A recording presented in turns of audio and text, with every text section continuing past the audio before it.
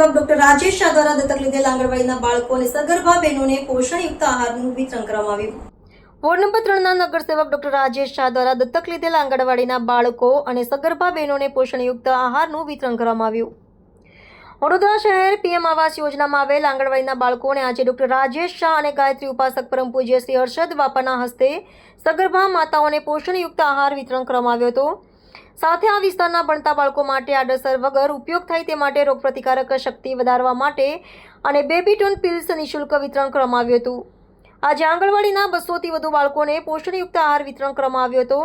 આ કાર્યક્રમ છેલ્લા 4 વર્ષથી અવિરતપણે વોર્ડ નંબર 3ના નાગરિક સેવક ડોક્ટર રાજેશ શાહ દ્વારા સગર્ભા માતાઓને પોષણયુક્ત આહાર મળે જેથી બાળક તંદુરસ્ત રહે, સાથે માતાઓને અનાજની કીટનું વિતરણ કરવામાં આવ્યું હતું। આજ રોજ અમારો દત્તક વિસ્તાર એવો અઘોરામોલ ખાતે આવેલ આંગણવાડીમાં આસપાસ વિસ્તારના બધા જ સગર્ભા અને ધાત્રી માતાઓને અને આંગણવાડીના બાળકોને આદરણીય પરમ પૂજ્ય એવા ગાયત્રી ઉપાસક હર્ષદ બાપાના આશીર્વાદ મળ્યા છે અને આજે હર્ષદ બાપાના હાથે બધા બહેનોને માતાઓને કીટ પણ મળી છે।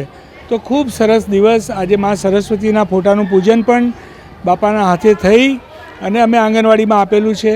એટલે હવે અમારી આંગણવાડી સુસજ્જ છે કે જેમાં એર કુલર છે, લાઇબ્રેરી છે, બાળકોની કોમ્પ્યુટર છે અને આ રીતના કાર્યક્રમ દર મહિને કરવામાં આવે છે। આમ ખરેખર આજનો દિવસ એ ઈશ્વરીય આશીર્વાદવાળો દિવસ છે અને આજે મારા બધા જ મિત્રો પણ ડૉક્ટર પ્રવીણ જોશી, ડૉક્ટર રાજેશ ભટ્ટ, રાજેશભાઈ ચૌહાણ સાથે બધા જ કાર્યકર્તા પણ અહીંયા હાજર ઉપસ્થિત રહ્યા। આસપાસના નાગરિકોની સાથેનો સહકાર સાથે માતાઓને વિશેષ અભિનંદન આપવાના કે એમને જે સંસ્કાર સિંચન કર્યું છે બાળકોમાં એ ખૂબ અભિનંદનીય છે।